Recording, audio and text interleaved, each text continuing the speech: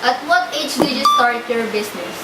Nagsimula ako ng negosyo nung ako ay 21 years old pa lamang. Ano pong negosyo niyo nun? Bali, pumasok ako sa negosyo ng transportation na pagka-tricycle. Una, ako ang nagbabiyahe ng tricycle.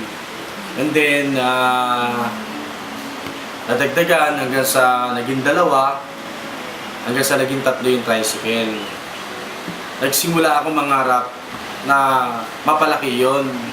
So, nagplano ako mag-abroad. After 2 years ko sa abroad, naisipan kong bilhin is jeep. Yun yung pangarap ko.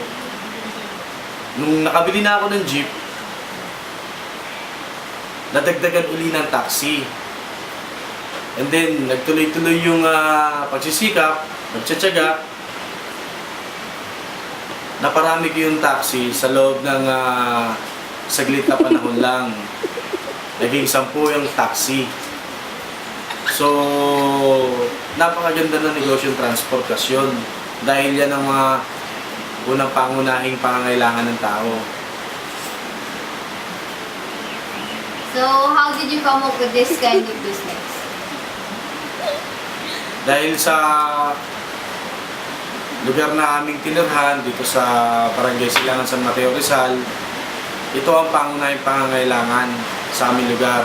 Kaya naisipan ko na transportation ang pasukin kong business. At lalo-lalo na pagdating sa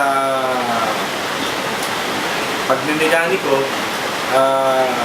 marami din akong alam. Kaya ito ang pinasa ko negosyo. So, how did you face the economic crisis that may affect your business? Nung panahon ng krisis, inabot siya ng aking negosyo sa taxi. So, kapag may krisis, kailangan magtipid. Kailangan practical ka sa mga expenses mo, lalo na sa maintenance. Nakakatipid naman ako dahil ako mismo ang gumagawa ng mga nasisirang taxi. Kaya hindi ako masyadong apektado ng krisis na dumarating. So, what was your techniques to prolong your business? Unang-una, kailangan yung negosyong papasukin mo, alam mo.